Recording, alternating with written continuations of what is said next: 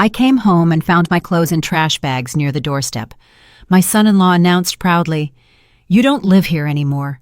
My mother needs this room and you are moving down south to the country." I looked him in the eye and said, "In that case, I'm throwing one more piece of trash out of my house." He didn't know yet that in an hour I would show him who really runs things around here. Hello, my beautiful listeners. Before I open the door to this story for you, a story about betrayal, cold revenge, and finding freedom, I ask you for one small kindness. Subscribe to the channel, hit that like button so as many women as possible can hear this story, and write in the comments what state or country you are listening from. It always warms my spirit when I see how wide our circle truly is. And now, get comfortable. Enjoy the listening. The key turned in the lock with that same heavy, oily click, as always. I loved that sound. There was reliability in it, a promise of silence and peace, which I had missed so much over the last month. The rehab center, for all its benefits, was a government-style place. The clinking of dishes in the cafeteria, the endless chatter of neighbors about blood pressure and grandkids, the smell of bleach in the hallways. I dreamed of only one thing: stepping over the threshold of my apartment, breathing in the familiar scent of original hardwood floors and old book dust. Finally brewing myself some real tea, strong with a sprig of mint in my favorite china cup. I pushed the door open, expecting to see the familiar twilight of the long hallway, but instead of open space, I was met by a wall. A black, glossy, rustling wall. The entire hallway, from the very threshold to the coat rack, was packed with huge garbage bags. They piled on top of each other like bloated leeches, blocking the passage and smelling of cheap plastic, overpowering the noble aroma of my home. I froze.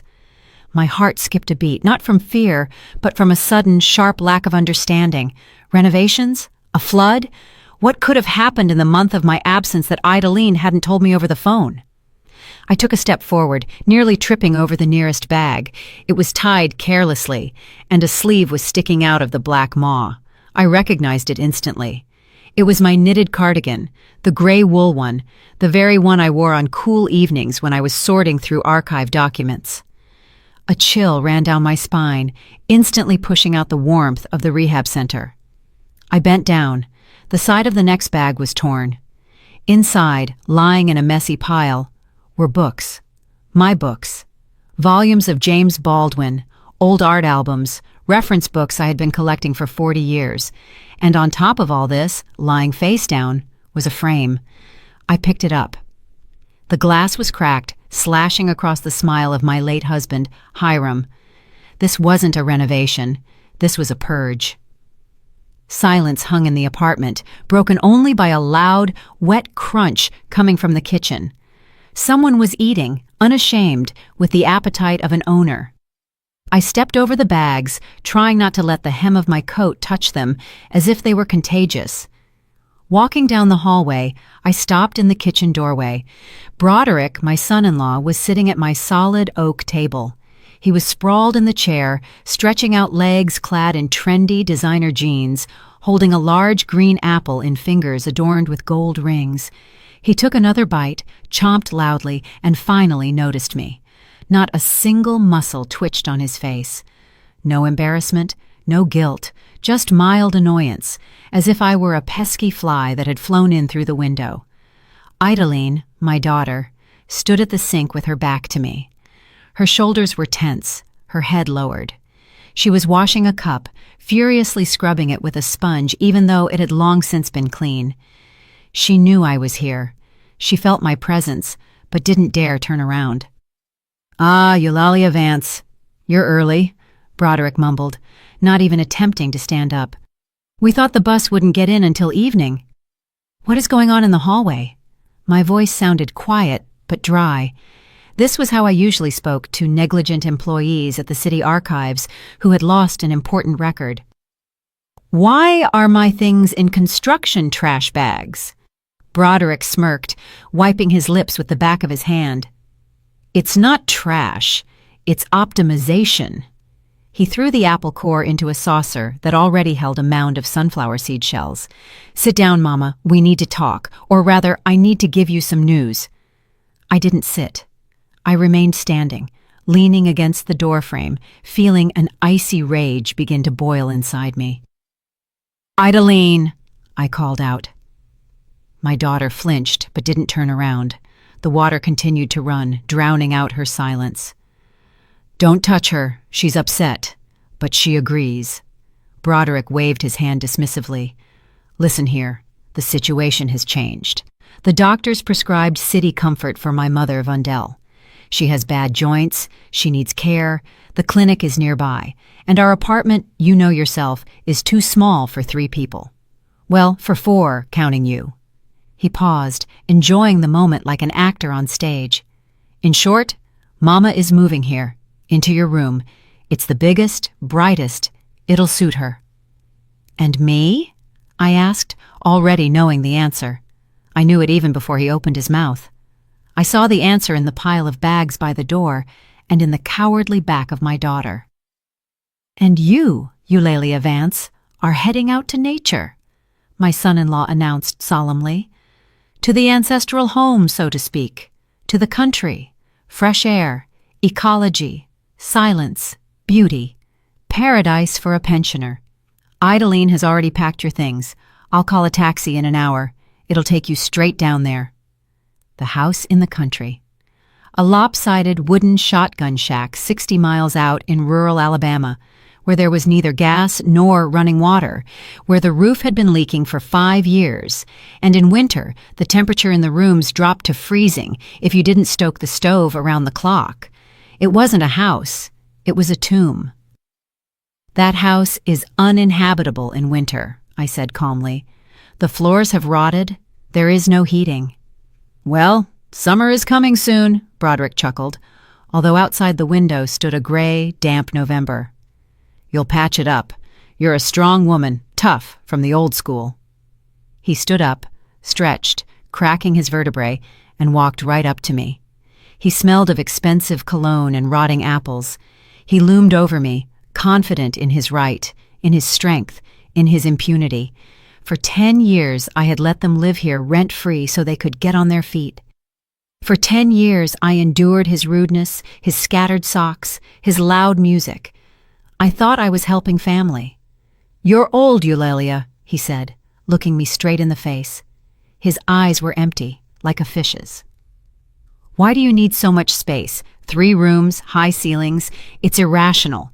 Be useful for once in the end. Free up the living space for the young and those who really need it. Leave. Don't force me to throw you out physically." At that moment, something clicked inside me, as if a heavy folder containing a case I had been working on for years had snapped shut. The case titled "My Family" was closed and sent to the archives for eternal storage. I looked at Idalene. She had turned off the water and froze, gripping the edge of the sink until her knuckles turned white. She heard everything, every word, and she said nothing. There were no tears. Inside me, it became empty and clear, like in a reading room before opening time. I realized these were not relatives in front of me. These were occupiers, and you don't negotiate with occupiers, you evict them.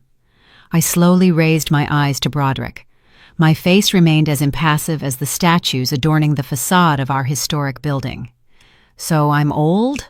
I asked quietly. "And I should be useful?" "Exactly," he smirked, mistaking my calmness for submission. "I'm glad we understand each other without hysterics." "Good," I said. "Then right now, I'm going to throw one more piece of trash out of my house." Broderick frowned, not understanding. "What trash? Idalene already packed everything." I didn't answer. I turned and walked away from the kitchen. "Hey!" he shouted at my back. "Where are you going? Your stuff is in the hall. Get dressed. The car will be here soon." I walked down the long hallway, past the black bags, past my past packed up like waste. My step was firm. I wasn't heading for the exit. I was walking deeper into the apartment to where the hallway split. To the right were the kitchen and living room where they remained. To the left was a wide passage leading to my bedroom and study. This passage was divided by a massive oak door with stained glass, an old pre-war door that Broderick had long dreamed of tearing down to do a modern renovation and open up the space. But I hadn't allowed it. And now I knew why. "Mama!" Idaline's voice finally cut through, thin and frightened. "Mama, wait!" I reached the opening, stepped over the threshold, finding myself in the territory of my rooms, my office, my sanctuary. Broderick came out of the kitchen into the hall, wiping his hands on his jeans. "Yo, what are you plotting?" His voice became rougher. "Don't go hiding in the office, it won't help." I grabbed the heavy bronze handle of the door, turned to face them. They stood in the narrow hallway, squeezed between the walls and the bags. Broderick, red with irritation. Idaline, pale as a sheet. "I'm not hiding, Broderick," I said clearly, so every word would be imprinted in their memory. "I am taking my position." And with force, I pulled the door toward me. The heavy leaf moved smoothly. The hinges didn't even creak. I always made sure everything in my house worked properly. "Hey, what are you doing?" Broderick yelled, rushing forward. But he was too late. The door slammed in front of his nose with a dull, final thud. I instantly turned the brass thumb turn of the lock. The click of the deadbolt sounded like a gunshot. "Open up!" Broderick pounded his fist on the wood. "Are you crazy, you old hag? Open up immediately!" I leaned my back against the cool surface of the door. I felt the vibration from his blows, heard Idaline start to whimper. They were out there, in the entryway, cut off from the toilet, from the bathroom, from the bedrooms, trapped in a hallway with garbage bags they intended to be my destiny. I closed my eyes and took a deep breath. The air here, in this part of the apartment, was clean. It smelled of books and lavender. The war had begun, and the first move was mine. I walked away from the door without looking back. Behind me in the hallway, a storm was brewing. Broderick was pounding the oak paneling with his fists, his shouts, a mix of profanity and threats, echoing dully in the walls, like the barking of a dog locked in a basement. Idaline was whining something thinly, but I could no longer distinguish the words. To me, these sounds became just background noise, an annoyance, like the rattling of the L train outside the window, which you get used to and stop noticing. I entered my study. The same sacred twilight reigned here as always, but the air was stale. My nose, accustomed to the smell of old paper and sealing wax, caught alien notes, cheap tobacco, spilled coffee, and the Swedish stench of men's deodorant. Broderick had been making himself at home here in my absence. He sat in my chair, touched my things. This thought should have caused anger, but instead, only cold disgust came. Anger is for those who don't know what to do. And I had a plan. I walked over to the desk, pushed aside a dirty cup with a dried coffee ring, and pulled the phone toward me. My old, faithful landline with the rotary dial. The heavy black receiver fit pleasantly in my palm, its weight calming. I dialed the number from memory. The dial spun with a melodic clicking, counting down the seconds of their sentence. "Cletus?" I asked, as soon as the receiver was lifted on the other end. "It's Eulalia." The old locksmith's voice sounded raspy but warm. "You're back? I was looking. Saw lights in the windows." "I'm back, Mr. Cletus. I need your help. Grab your toolbox and come up to my place. Urgently." "Something wrong with the lock?" He became alert. "Not yet, but soon there will be. I need to change the cylinder on the front door, and I might need your muscle." "Got it," he answered briefly. "No unnecessary questions. Old school guard. I'll be there in 10 minutes.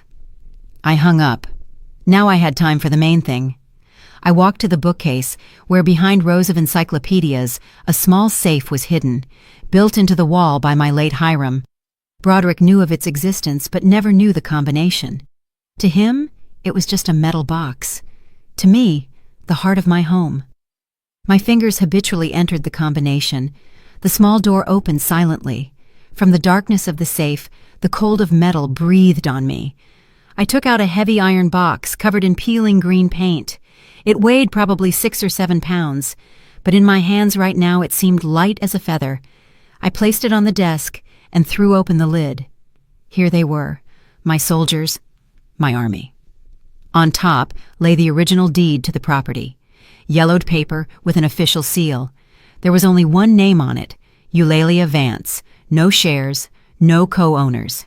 But the main weapon lay beneath it. I took out a stack of thin sheets. These were agreements for the gratuitous use of residential premises, a tenancy at will. 5 years ago, when Idalene begged me to register Broderick at this address so he could get a prestigious job, I agreed, but with a condition. As an archivist, I knew the power of a document. I made them sign these papers. They laughed back then. Broderick joked, "Mother-in-law, did you work for the FBI? Why this bureaucracy? We're family." But he signed without looking. The agreement clearly stated, right of residency is granted for a term of 1 year with the possibility of renewal only upon written consent of the owner. The last renewal ended 3 weeks ago while I was in rehab. I hadn't signed it.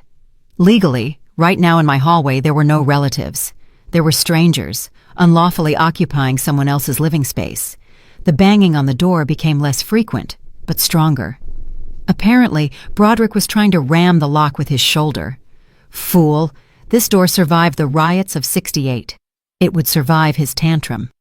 I tore a sheet from a notepad and picked up a pen. My handwriting was even, calligraphic, without a single tremor. You have 45 minutes to pack your personal belongings. In 45 minutes, a locksmith will arrive to change the locks. If you do not leave voluntarily, I will call the police and present documents regarding your unlawful presence in the apartment. Time starts now. I walked to the door, separating me from the screaming chaos, crouched down and slid the note through the slit under the threshold. Silence fell on the other side. They saw the paper. I heard rustling, then Idalene's whisper reading aloud. 45 minutes, she muttered, and real terror sounded in her voice. To hell with her, Broderick roared. The old hag is bluffing. She won't do anything. Idalene, break the door down. Help me! But no more blows followed. They were scared, not of the police. They were scared of my precision. Broderick knew if I named a time, it meant the mechanism was already in motion. I returned to the desk to put the documents back in the box. But my gaze caught on the mess my son-in-law had made on the desktop. He had shoved my folders aside to make room for his laptop, which wasn't here right now, and had swept some mail into a pile. I mechanically started to tidy up. Habit. Chaos in documents, chaos in the mind. I picked up a stack of envelopes, intending to move them to the edge. And then I froze. These weren't my letters, and these weren't utility bills, which usually came in simple white envelopes. This was a stack of thick, official letters with red stamps. Urgent, and deliver to addressee only. Addressee, Broderick, Washington. I knew that reading other people's mail was bad manners, but Broderick had just declared war on me, and in war, intelligence is everything. I put on my glasses, took the top envelope. It was already opened, roughly torn at the side. I pulled out the sheet. The logo of a bank, a large commercial one. The lines jumped out at me, forming a ruthless picture. Dear borrower, in connection with systematic violation of the payment schedule, foreclosure procedure. I set the sheet aside and picked up the next one. Unopened, I carefully tore the edge. Notice of default. Warehouse premises at the address. Retail point number 4. My hands went cold, but my mind began working at double speed. Broderick always bragged about his business. Logistics, imports, prospects. He said things were going uphill, that soon they would buy a suburban cottage. I went through the rest of the letters. The debt amounts were astronomical, the dates fresh. The last letter was from a collection agency. The tone there was no longer corporate polite. I raised my eyes and looked at the locked door. So that's what it is. Vondel isn't moving here because she needs care. And I'm being kicked out to a rotten shack, not because they are cramped. Broderick is bankrupt. He lost everything. His warehouse, his goods, his prospects. He has nowhere to put his own mother because... A terrible guess pierced me. Most likely, her housing is also somehow involved in this financial pit. He didn't come here as an owner expanding his domain. He came like a rat cornered, looking for any hole to hide in. And to save his own hide, he decided to feed me to this pit. I neatly stacked the letters back up. Now this wasn't just trash on my table. It was a trump card that beat any card of his. I still had half an hour until Cletus arrived, and now I knew exactly what I would say when I opened that door. The crash of metal tore through the silence of the study like a gunshot. The bronze handle, which had served faithfully for half a century, twisted out of its socket with a pitiful screech. The door flew open, hitting the wall so hard that fine plaster dust rained down from the ceiling. Broderick flew into the room, breathing heavily, red, sweaty, with a triumphant glint in his eyes. In his hand, he clutched not the broken handle, but a sheet of paper folded in four. Behind his back, in the shadows of the hallway, Idaline huddled, not daring to cross the threshold of my refuge.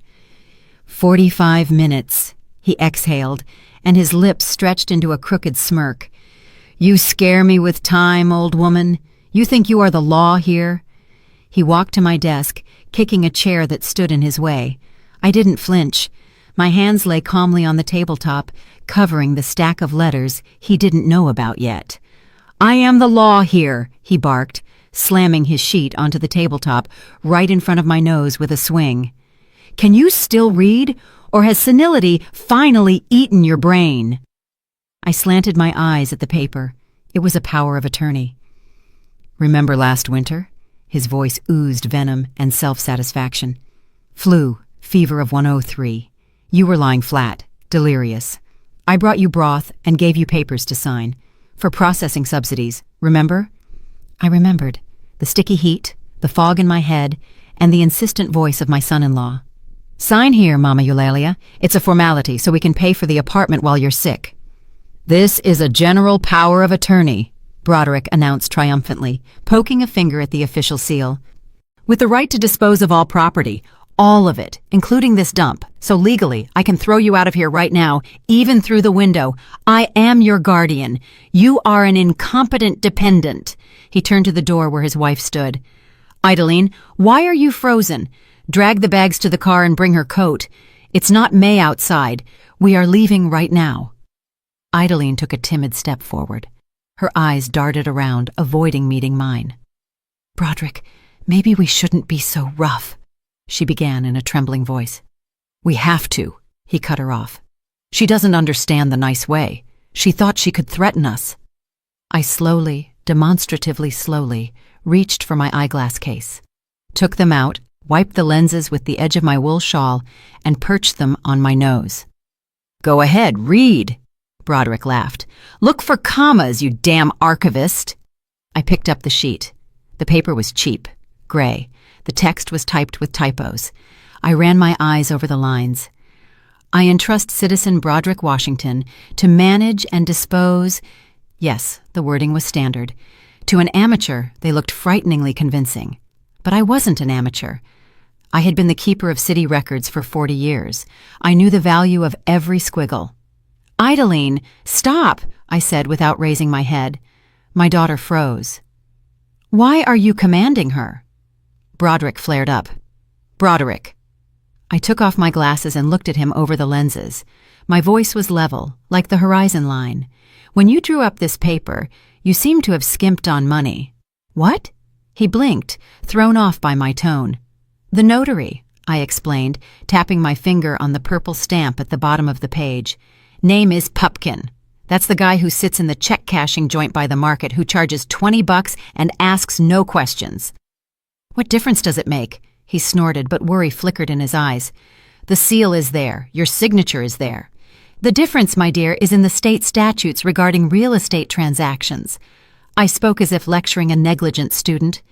Transactions for the alienation of real property, as well as powers of attorney implying such actions for persons of retirement age, are subject to mandatory certification by a notary specifically licensed for real estate transfers, often requiring 2 witnesses. This Mr. Pupkin is barely licensed to notarize a gym membership. I neatly placed the paper back on the table as if it were a used napkin. This piece of paper is good for picking up a package of wool socks for me at the post office, but you cannot evict me or sell my condo with it. Any court, hell, any rookie police officer would laugh in your face. You saved $50 on fees, Broderick, and you lost. A ringing silence hung in the room. Broderick stood with his mouth open. His face slowly began to fill with a crimson color. He shifted his gaze from me to the paper, trying to realize that his trump ace turned out to be a joker. You "You're lying," he wheezed, but there was no confidence in his voice anymore. "Call a lawyer," I suggested. "Oh, that's right, you don't have money for a lawyer." He clenched his fists, his nostrils flaring. I saw blind animal rage boiling up in him. He stepped toward me, raising his hand to strike, to crumple the paper. But at that moment, the apartment was pierced by the trill of the doorbell, long, insistent, demanding. Broderick froze. His hand hung in the air. "The cops," he exhaled, paling sharply. "Did you call the cops?" I didn't have time to answer. Idalene, happy for an excuse to escape this stifling room, rushed to the entryway. "I'll get it." We heard the lock of the front door click.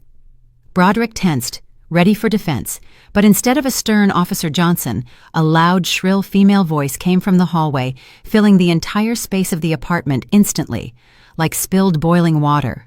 "Well, finally. Idalene, why so long? I've been ringing and ringing. Your elevator isn't working. Had to drag suitcases up to the second floor myself. Where is Broderick? Why is no one meeting me?" Broderick exhaled and his shoulders slumped. It wasn't the police. It was worse. Vondel appeared in the doorway of the study. She was monumental. In a voluminous coat, the color of overripe cherries, in a huge fur hat, despite the wet November slush, she took up the entire passage. Behind her, breathing heavily, Idalene dragged 2 giant plaid laundry bags. Vondel swept her gaze over the wrecked office, the overturned chair, the broken door handle, me standing by the desk, and Broderick, red and disheveled. Her small, beady eyes stopped on me, on my simple house dress, on my hands stained with printer dust from old letters. She didn't see the hostess. In her picture of the world, she was already the mistress here. "Ah, so you've already started." She nodded with satisfaction, pulling off her gloves. "Good job. Broderick organized the process." She stepped toward me and shoved her wet leather gloves into my hands. "Why are you standing there, honey?" She barked at me, as if I were deaf. "See, the lady has arrived. Come on, move it. Clean up this mess and put the kettle on." "And these boxes?" She waved her hand toward my archive folders on the shelves. "Carry them out faster. I need space for my figurines." Broderick covered his face with his hands, and I looked at the strange gloves in my palms. They were cold and damp. "Of course," I said quietly, and the corner of my lips twitched. "We'll arrange everything right now. Tea will be very appropriate." Broderick raised eyes full of horror at me. He understood. I wasn't going to dissuade his mother. Not yet. I was going to play this game to destroy him completely. I carefully placed Vondel's wet leather gloves on the edge of the dresser, trying not to let them touch the polished wood surface. It became unbearably crowded in the entryway. The in-law took up so much space, as if a whole traveling circus had barged into the apartment with her. She was unbuttoning her coat, simultaneously shouting instructions to Idalene, who, bent double, was trying to drag the bags into the living room. "Careful with that bag, the china is in there," Vondel thundered. "And don't put it on the floor, there's a draft. Put it on the sofa." Broderick darted between us like a snake on a hot skillet. Sweat rolled down his temples in large drops, getting stuck in his stubble. He grabbed me by the elbow, squeezing my fingers painfully. "Okay, that's it. The circus is over," he hissed in my ear, spraying saliva. "Mama is here. No need to fray her nerves. Get dressed and get out. The car is waiting. Idalene will bring out your things." I slowly, with icy calm, freed my arm. Animal fear splashed in his eyes. He wasn't afraid of me. He was afraid of what might happen if his mother and I talked for longer than 5 minutes. "Broderick, fear God," I said loudly enough for my voice to cover the rustling of bags. "Your mother has traveled a long way. She's tired, frozen, and you're kicking out the hostess without even giving the guests tea? What kind of manners are those?" Vondel froze, having already taken one arm out of her coat sleeve. She looked at her son with suspicion. "That's true, Rick," she boomed. "Why are you acting like you've been scalded? Let me catch my breath. I came from the train. My back is aching. And anyway, I want to inspect my domain." The words, "my domain," grated on my ears, but I didn't show it. I just smiled meekly, accepting the role they had assigned me. the role of an old senile squatter living out her last hours in the Lord's house. "Come into the kitchen, Vondel," I invited, gesturing the way. "I just brewed some fresh tea, with mint." "With mint," she grunted, walking past me like a boss and brushing my shoulder. "Fine, it'll do. Just don't make it strong. I have blood pressure." We moved to the kitchen. The space I loved for its morning silence and light now seemed tiny and stifling. Vondel flopped onto my chair, the one by the window where I like to read in the mornings, and the chair creaked pitifully under her weight. Broderick remained standing in the doorway, blocking the exit like a prison guard. He nervously fingered the buttons on his shirt, and I saw his gaze darting from his mother to me and back. I took the guest cups out of the buffet, thin imperial china, a wedding gift from my parents. They jingled in my hands, not from trembling. My hands were steady as stone, but from contact with the saucers. "Well," Vondel exhaled, looking around the kitchen with a critical eye. "Ceilings are high, that's good, but the renovation, of course, is ancient. This floral wallpaper— Rick, I told you we should have hired a crew immediately while I was packing." "Ma, later, all later," Broderick spoke quickly, taking a step toward me as if he wanted to take the kettle away. "Eulalia Vance is in a hurry. She has a bus." "What bus?" Vondel was surprised, taking the cup from my hands. "Isn't she— Aren't you driving her? You said everything would be with comfort. You said in a car." In a car," he hastily corrected himself. "The taxi is waiting. The meter is ticking." I slowly poured boiling water into the teapot. The aroma of herbs floated through the kitchen, creating a deceptive atmosphere of coziness. I sat opposite Vondel, ignoring the desperate signs my son-in-law was making behind her back. He drew his hand across his throat, widened his eyes, mouthing soundlessly, "Get out." But I wasn't going anywhere. "You know, Vondel," I began in a polite tone, pushing the bowl of cookies toward her, "I just can't understand. You had such a wonderful house down in Selma. I remember the photo Adeline showed me. River nearby, garden, lilacs under the windows. Why do you need this noisy city in your old age? The air here is heavy, cars honking." Broderick twitched as if he had received an electric shock. "Mama, don't listen to her, she's blabbering," he shouted. "Eulalia, get up." But Vondel had already bitten into a cookie and, having chewed, stared at me with sincere bewilderment. A strange, childish confusion flickered in her small eyes. "What house, honey?" she asked, brushing crumbs off her immense chest. "I don't have a house in Selma anymore." I took a small sip of tea, looking at her over the cup. "How come?" I asked softly. "Sold it? But you lived there all your life. Broderick said you love your land very much." "I do, of course." Vondel's voice trembled. Offense seeped into it. "Only Rick said it was necessary for the family. Said enough for you, Mama, breaking your back in the garden. Said he found an option. In the center, huge palace." She waved her hand around the kitchen. He said, "Mama, we sell your shack, add my savings from the business, and buy the apartment from the mother-in-law." Such silence hung in the kitchen that you could hear water dripping from the faucet. Drip, drip, drip. I slowly placed the cup on the saucer. The china clinked quietly. Broderick froze in the doorway.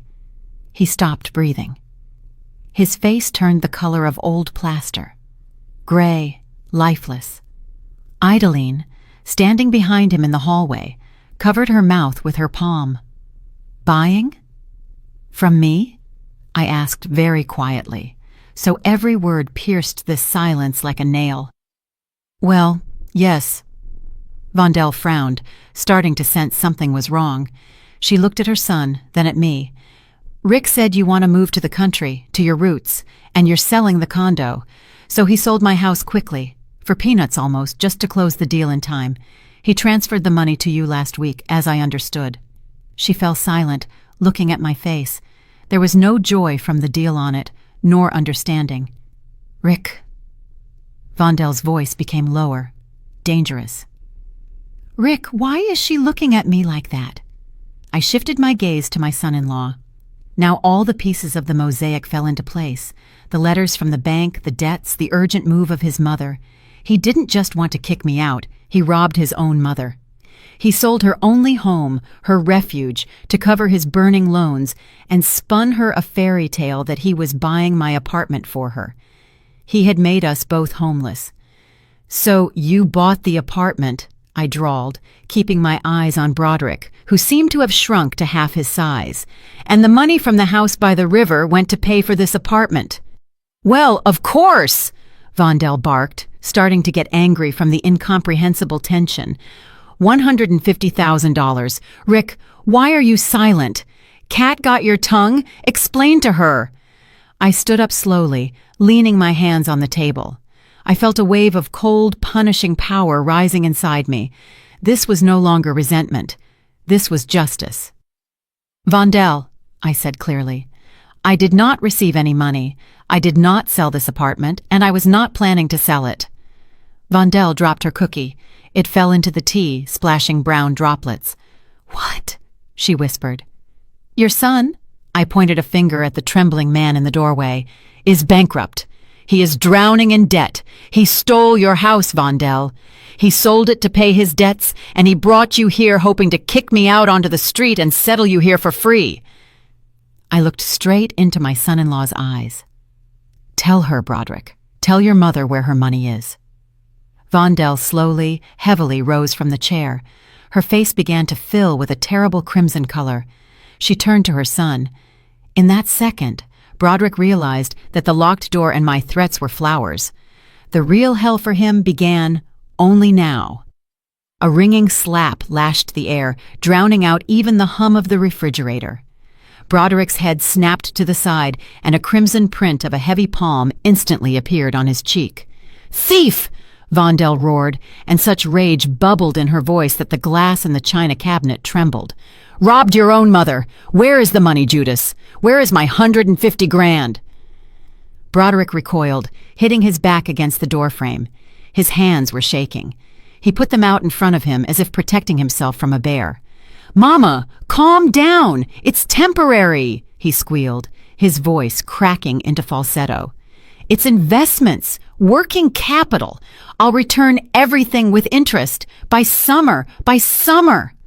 Vondel grabbed a towel from the table and swung it like a whip. "And where am I supposed to live until summer? At the train station? You said the apartment was bought. You said it was mine." At that moment, Idaline spoke up. She was standing in the corner of the kitchen, white as chalk, picking at the hem of her gray sweater. The meaning of what was happening finally reached her. "Broderick," she whispered, and her voice, usually quiet and submissive, suddenly rang with horror.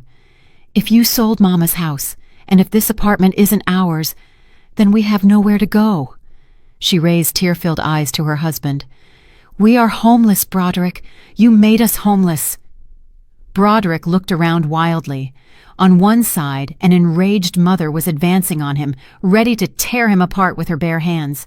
On the other, a sobbing wife, realizing the collapse of her entire life. And in the middle sat I, calm, back straight, sipping cooling tea. I was a witness to his shame. I was the mirror in which he saw his true face, the face of a loser and a fraud. And he chose the easiest target. His fear transformed into aggression, and he turned to me. "This is your fault," he growled, and his face twisted into a vicious grimace. "Sat there, kept quiet, digging under me. You old witch." He stepped toward the table, looming over me. His shadow fell on my face. "You think you're the smartest here?" He slammed his fist on the table so hard the cups jumped. "I don't give a damn about your papers. I am the man here. I am the master here. As long as I am in this house, my word is law. And you?" He poked a finger at me. "You will sign whatever I say right now, or I won't be responsible for my actions." The kitchen went quiet. Idaline sobbed. Vondel froze with the raised towel, watching the scene. Physical threat. That was an argument they all understood. Broderick was young, strong, and driven to despair. I didn't flinch. I didn't even move away. I simply reached for the phone that lay next to the sugar bowl and pressed the speakerphone button. "Who are you calling?" he barked, trying to snatch the receiver, but I covered the device with my palm. "Call the cops. Go ahead. Let them take me. I'll tell them you came at me with a knife." "Not the police, Broderick," I answered coldly, dialing the last number from the call list I had saved in the device's memory half an hour ago when studying his letters. "I am calling Prosperity Bank." The ringing tone went loud, echoing off the tiled walls. Broderick froze. "Good afternoon.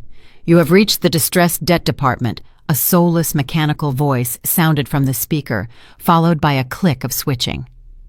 "Operator Simmons speaking." "Hello?" I spoke clearly, looking straight into my son-in-law's eyes. "My name is Eulalia Vance. I am the owner of the condo at 42 Martin Luther King Drive, Unit 3B. I have in my hands a foreclosure notice addressed to citizen Broderick Washington." "What are you doing?" Broderick hissed, turning pale. "Hang up." "1 minute verifying information," the woman on the other end answered. Typing was heard. "Yes, I see. The borrower attempted to secure a loan against this property 3 months ago." "Tell me," I asked. "Did I, as the owner, give consent to this transaction?" "No." The operator's voice became harder. "A power of attorney was included in the document package, but our security department flagged it as suspicious. The loan against the apartment was denied. The borrower was issued only an unsecured personal loan at a high interest rate, which is currently in default. Furthermore, we are preparing to transfer materials to the district attorney regarding attempted mortgage fraud." The words district attorney and fraud hung in the air like heavy smog. I pressed the disconnect button. "You're not just bankrupt, Broderick," I said in the deadly silence. "You're a felon. You tried to mortgage my home with a fake piece of paper, but you couldn't even manage that." Vondel slowly sank onto a chair, clutching her heart. Idalene covered her face with her hands. Broderick stood, breathing heavily. He was cornered completely. And then he snapped. "Ah, you bitch!" he roared, losing human semblance. "Decided to destroy me? I'll show you right now." He lunged at me. His huge hands reached for my throat. I saw madness in his eyes, saw that he was ready to hit, ready to strangle, just to silence this voice of truth. I wouldn't have had time to stand up. But in that second, the front door, which Vondel in her haste had left unlocked, swung wide open. "Hey! Easy there!" A deep bass voice rang out. In the hallway appeared the figure of Mr. Cletus. He stood in his work jacket with a toolbox in one hand, but he wasn't alone. Next to him, taking up the entire doorway, stood 2 of our neighbors from the 3rd floor, the Booker brothers, huge, broad-shouldered guys who worked as longshoremen. I had known them since they were in diapers, treated them to pies when they were boys. Now they looked at Broderick with heavy, unkind gazes. "Miss Eula, you got problems?" Cletus asked calmly, stepping over the threshold and toying with a heavy pipe wrench. Titus, the older brother, cracked his knuckles and stepped forward, shielding me. "We heard screaming," he boomed. "Who's raising their voice at Miss Eula? Not this passenger, is it?" Broderick froze. His hands, reaching for my throat, dropped powerlessly. He looked at the 3 strong men, then at me. All his arrogance evaporated, leaving only sticky, pathetic fear. I slowly rose from the chair, adjusted the collar of my dress, and looked at my son-in-law over Titus's shoulder. "Mr. Cletus," I said evenly, "it's too early to change the lock. First, we need to take out the trash. All the trash." Broderick stepped back, hitting his back against the refrigerator door. His gaze darted between Titus Booker's heavy fists and my calm face. All his fake bravado, all those shouts about being the master, slid off him like cheap paint in the rain, exposing a slippery, rotten essence. "Eulalia Vance!" he whined, and his voice trembled, breaking into a pathetic whisper. "Don't! Not in front of the neighbors. Why air dirty laundry? We're family." He folded his hands on his chest in a pleading gesture, forgetting that a minute ago he wanted to strangle me with those same hands. "I tried for us!" he suddenly shouted, turning to Titus as if seeking sympathy from him. "Brothers, you gotta understand. Business is a risk. I wanted us to live like people, for Idaline to have a fur coat, for Mama to go to the ocean. I thought I'd flip the money, close the debts, no one would even know. It's all for the family." Tears, real, large tears of self-pity, rolled down his unshaven cheeks. He looked disgusting, not like a man who suffered a crash, but like a naughty schoolboy who broke a window and fears his father's belt. "Don't ruin me, Miss Eulalia." He would have fallen to his knees if the kitchen hadn't been so cramped. "Don't shame me. I'll work it off. I'll return everything. Just don't kick me out now at night." I looked at him and felt nothing but disgust, as if I stepped in a puddle. "You didn't try for the family, Broderick," I said quietly. "You tried for your vanity. You wanted to seem rich without knowing how to earn a dime, and for this, you sold your mother's house and wanted to mortgage mine." At this moment, Vondel, who had been sitting in a stupor until now, suddenly came to life. The realization that her son was not just a loser, but a thief who deprived her of a roof over her head, finally broke through the armor of her self-satisfaction. But instead of being horrified by what he had done, she, just like him, thought only of herself. She rose heavily, pushing Broderick with her hip so that he hit his elbow on the microwave. "What can you expect from him, the fool?" she barked, turning to me. "Eulalia, you see, he confused me, deceived his own mother. What do I have to do with it? I am a victim." She stepped toward me, extending her hands. Her face took on an expression of insulted virtue. "I am an elderly woman, sick. I have hypertension. Where will I go? There is no house in Selma. Strangers live there. You have no right to kick me out on the street. I will stay here until this idiot finds a solution. Give me a room, I won't bother you.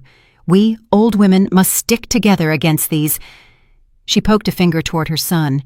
I looked at her, at this heavy, imperious woman who half an hour ago commanded me in my own house, demanding tea and pointing out where to put her figurines.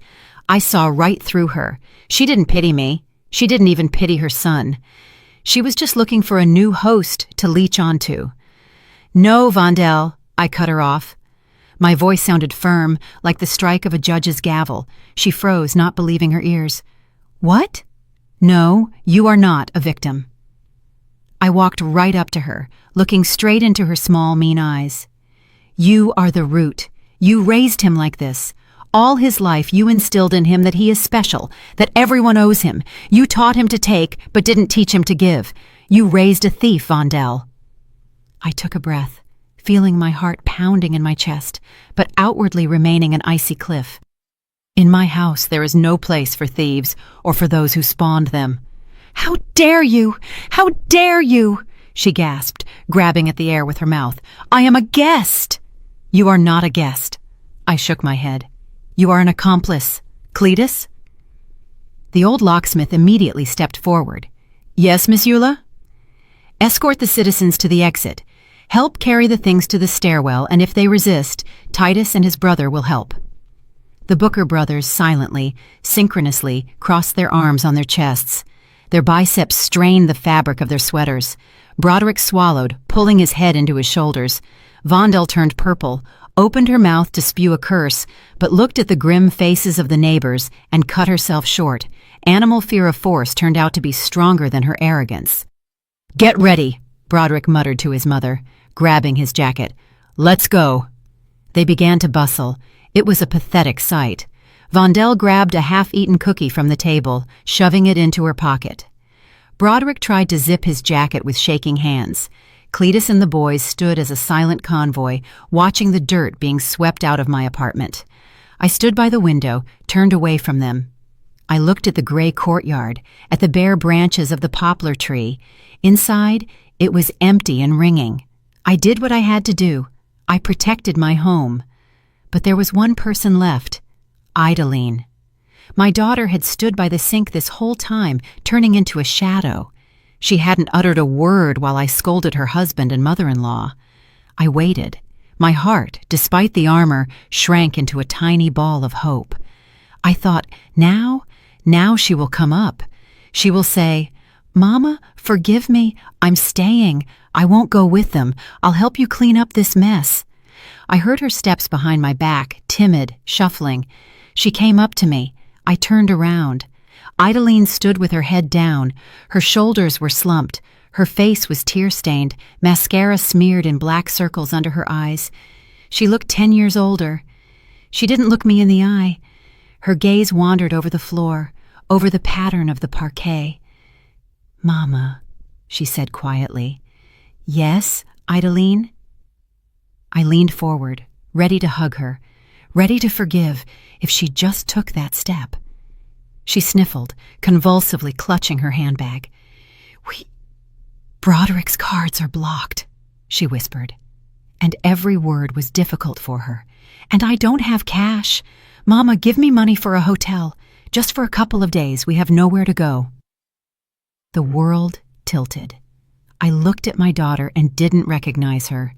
Before me stood not a victim.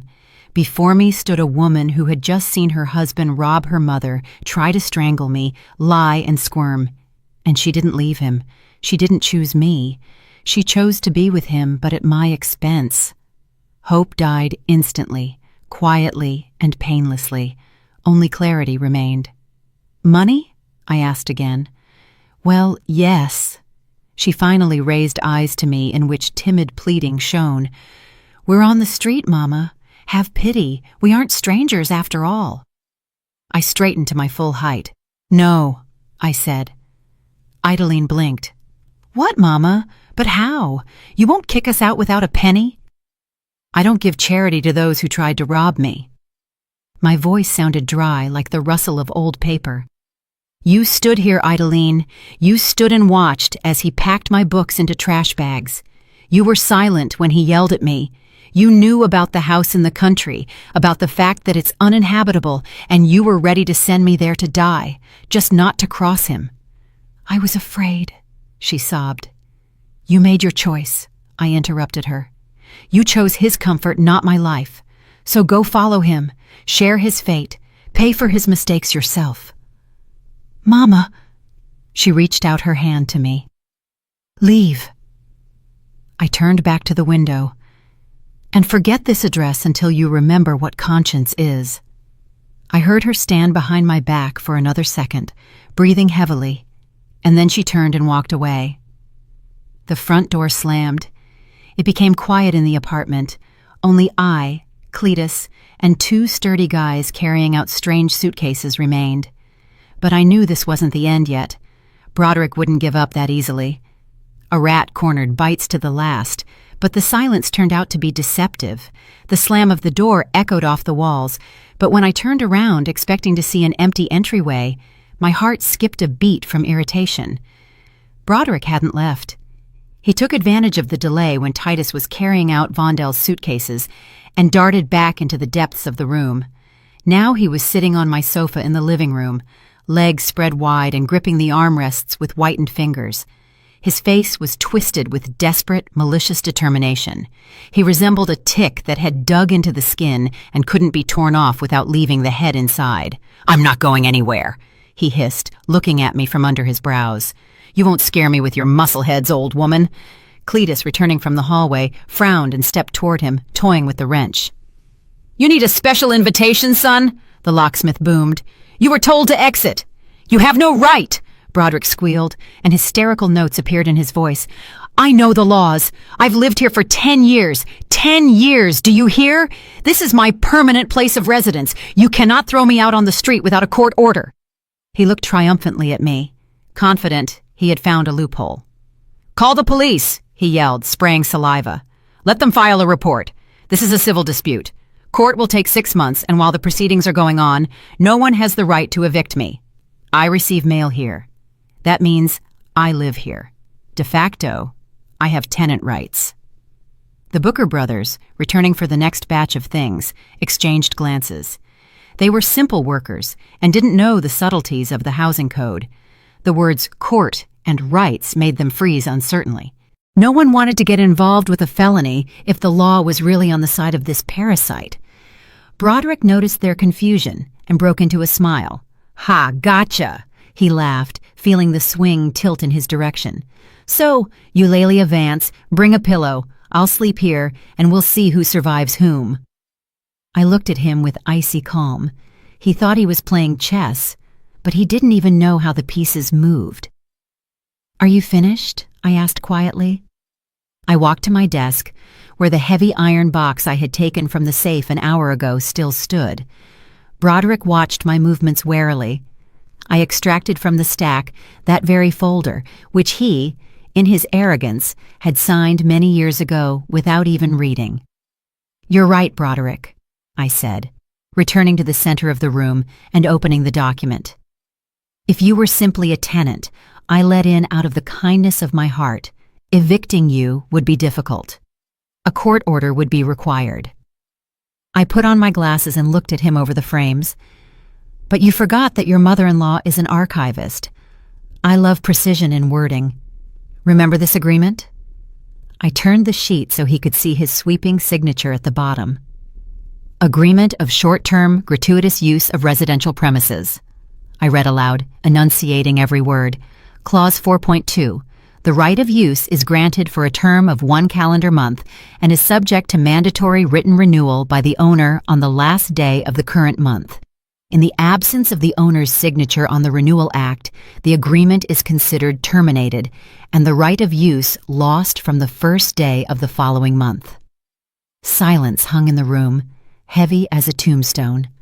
The smile slid off Broderick's face, replaced by an expression of animal terror. "Today," I continued ruthlessly, "is the 22nd. I spent the last month in rehab. What do you think, Broderick? Did I sign the Renewal Act for this month?" I showed him the blank column in the addendum to the agreement. "No." I slammed the folder shut. The sound was like a gunshot. "Legally, Broderick, you haven't lived here for 3 weeks. You have no lease, no agreement, no verbal permission from the owner. From the point of view of the law, you are a stranger unlawfully trespassing in my dwelling and refusing to leave. You are not a tenant. You are an intruder." I turned to Cletus and the Booker brothers. "Boys," I said calmly, "there is a stranger in my apartment threatening my safety. This isn't an eviction. This is self-defense and protection of private property. Remove him from here." Titus's face brightened. He didn't need courts. He needed simple, understandable justice. "Ah, well, you should have said so straight away, Miss Eula," he boomed, taking a step toward the sofa. "All that rights code stuff."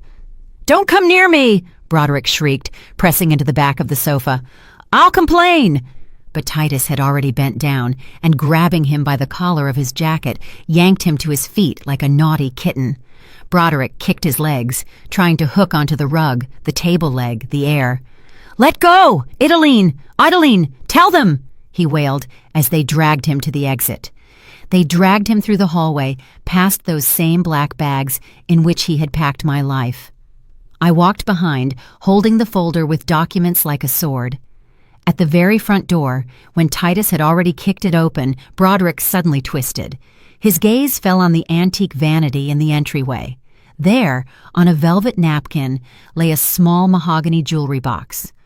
My jewelry box, nothing super expensive, a couple of gold rings, silver earrings with turquoise, an old garnet brooch inherited from my grandmother. In Broderick's eyes, a last mad spark of greed flared up. "I need money," he yelled, tearing his hand from the neighbor's grip. "I need money for a hotel. It's compensation." He lunged at the vanity, grabbed the box, couldn't hold it in shaking hands, and dropped the contents. Jewelry scattered across the floor. Whining, he fell to his knees, trying to rake the gold into his pocket along with the dust. "Don't touch that!" Cletus shouted, rushing toward him. But Broderick had already grabbed a handful of chains and the brooch, trying to break through to the door. And then a shadow blocked his path. On the threshold, on the landing, stood Idaline. She hadn't gone to the street. She stood there, leaning against the railing next to her mother-in-law's suitcases, listening to her husband being thrown out of the apartment. Broderick ran into her, trying to squeeze past. "Move, you fool!" he barked, trying to push his wife aside with his shoulder. "Let's go!" In his fist, my garnet brooch was clutched. Idaline looked at his hand, then at his face twisted with malice. In her eyes, always so submissive, so dull, suddenly something changed. As if a fuse that had held back the voltage for years blew inside. She didn't move away. She intercepted his hand. Her fingers, thin musical fingers, dug into his wrist with a death grip. "Give it back," she said quietly. "What are you doing?" Broderick was taken aback. "Let go! We'll have nothing to eat! It's money! It's your mother's!" Idaline's voice trembled, but steel appeared in it, which I had never heard before. "You already stole Mama's house. You won't steal my Mama's memories." She yanked his hand toward herself, and with strength I didn't suspect she had, pried his fingers open. The brooch and chains fell with a ring onto the tiled floor of the hallway. Broderick froze, looking at his wife as if she had grown a second head. For the first time in 10 years of marriage, she didn't hand him the ammo. She knocked the weapon from his hands. "You," he rasped. "You're against me?" "I'm against thievery," Idaline answered, looking him straight in the eye. "Go, Broderick. Go alone." Titus, taking advantage of the moment, planted his palm in the son-in-law's back and forcefully shoved him onto the stairs. Broderick flew a couple of yards, nearly knocking over Vondel standing below, and crashed into the railing. "Get out!" Cletus barked. Broderick raised his head. He looked at us all, at me standing in the doorway of my fortress, at Cletus with the wrench, at the grim neighbor brothers, and finally at Idaline, who stood before him blocking the entrance. He spat on the floor, cursed dirtily and long, and began descending the stairs, dragging his malice with him. But I knew it was too early to put a period. Idaline stood on the threshold, and her choice wasn't fully made yet. I stood in the doorway and watched as the Booker brothers carried the last bags of books back into the entryway. The heavy, strained breathing of the movers and the shuffling of soles were the only sounds in the apartment. The echo of the scandal was gone. It had weathered away along with the draft when Cletus finally slammed the door and turned the key in the new, freshly installed lock. "That's it, Miss Eula," he said, handing me a ring of shiny keys smelling of oil. "Now you couldn't drive a tank in here. I installed a German cylinder with an armor plate. Sleep tight." I squeezed the cold metal in my palm. It burned, but it was a pleasant pain, the pain of returned power. "Thank you, Mr. Cletus," I answered quietly. "And thank you, boys. If it weren't for you—" "Oh, come on, Miss Eula." Titus waved it off, wiping sweat from his forehead. "If that moron shows up again, just whistle. We'll rearrange his legs in the opposite direction real quick." They left, refusing tea and money. I was left alone. Silence reigned in the apartment. But it wasn't that dead, frightening emptiness I feared. It was the silence of a library after closing, full, deep, filled with wisdom and peace. I slowly walked down the hallway, touching the spines of the books that lay on the small table again, not in trash bags. My house breathed again, but I needed to see the finale with my own eyes. The period.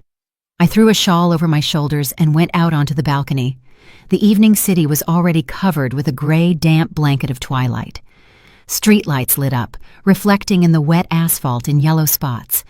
Below, near the entrance, an engine purred. Broderick's car stood there, puffing clouds of white smoke. I saw Vondel, already sitting in the front seat, gesturing furiously, poking a finger toward my windows. Even through the glass and distance, I felt the vibration of her curses. Broderick was fussily stuffing the last bags into the trunk, looking back at the entrance door every now and then as if expecting a chase. And then I saw Idaline. She came out of the building last. Slowly, as if her legs were filled with lead. She didn't look up at the balcony where I stood. She walked to the car. Broderick shouted something to her, rudely waving his hand, inviting her to sit in the back. She froze for a second, grabbing the door handle, and then slipped inside the cabin. The car jerked sharply from the spot, screeching tires and blinking red taillights dissolved into the stream of evening traffic. I remained standing, clutching the cold railing. The wind ruffled my gray hair. She left with him, despite everything, despite the theft, the humiliation, the fact that he deprived her mother-in-law of a home and tried to deprive me. The habit of being a victim turned out to be stronger than pride. My heart shrank, turning into a small, dry walnut. I won the war for the apartment but lost my daughter. I returned to the room and tightly closed the balcony door, cutting off the street noise. "Well then, Eulalia," I said to myself aloud. The voice sounded firm. "Life goes on." I went to the kitchen. Habitual movements calmed me. Pour water into the kettle, get the tin of tea, throw in a pinch of mint. While the water boiled, I looked at the empty chair where Vondel had recently sat, demanding worship. Now it was empty. I brewed strong tea, dark as amber, and with the cup in my hands went into my study. I sat in my favorite leather armchair, feeling its upholstery take the shape of my body. I was alone, absolutely alone, in a huge 3-bedroom apartment. My gaze fell on the phone. The thought came instantly, clear and pure. Broderick was right about one thing. One person doesn't need so much space. But he was wrong in his conclusions. This space isn't for parasites. This space is for salvation. I picked up the receiver and dialed a number I knew by heart from my volunteer work days. Hope Crisis Center evening shift. Listening. "Hello, Lena," I said. "This is Eulalia Vance." "Yes, the archivist." "Lena, listen to me carefully. I have a room available. Big, bright. If you have a woman, someone who needs to hide, who has nowhere to go tonight, send her. Yes, free of charge indefinitely. Main thing is that she needs peace. I'm waiting." I hung up. My soul felt lighter. I wasn't going to live out my days as an old maid in a museum. I would make my home a fortress for those who, like me, decided not to be victims anymore. I took a sip of tea and was about to pick up a book when suddenly, out of the corner of my eye, I noticed something near the threshold of the study. In the twilight of the hallway, where the mountain of trash bags used to tower, lay a lonely object. I frowned. Did they forget something? Or did Cletus drop a tool? I got up, walked closer, and turned on the hallway light. On the floor lay a woman's handbag, a worn beige faux leather bag, Idaline's bag. My heart beat faster. Why is it here? She got in the car. I saw her get in. Did she leave it in the confusion when she was wresting my jewelry away from Broderick? But how would she leave without documents? Without money? I picked up the bag. It was light. I unzipped it. There was no wallet inside, no ID. Lying there was only a sheet of paper folded in two, torn from a school notebook, and a set of keys. Keys to Broderick's car, the spare set he forced her to keep. Just in case. I unfolded the note. Idaline's handwriting, usually small and uncertain, was large here, with strong pressure. In places, the paper was torn by the pen. "Mama, I got in the car only because he wouldn't have given me my ID if I hadn't gone. I'm getting out at the first stoplight. I'm not going with him to a hotel, and I'm not coming back to you to ask for money. I'm going to the country, to that house. I know it's cold, and the roof leaks, but there is a stove. I'll light it. I'll manage. I want to live alone for the first time in my life, without him and without your care. I'm filing for divorce. Forgive me for everything. I must learn to be as strong as you. I love you, Idaline." I reread the note twice. The letters blurred, but not because I forgot my glasses. I imagined her right now, getting out of her husband's car at an intersection under his shouts and her mother-in-law's curses, alone in the dark, with a small bundle of things, but free. She chose not the comfort of a hotel and not a warm corner under my wing. She chose a shack with a stove, but it would be her stove and her fire. She didn't run away. She grew up. I pressed the note to my chest, right where my old, tired heart was beating hollowly. A smile appeared on my lips. Not the hard smile of a victor, but the soft, warm smile of a mother.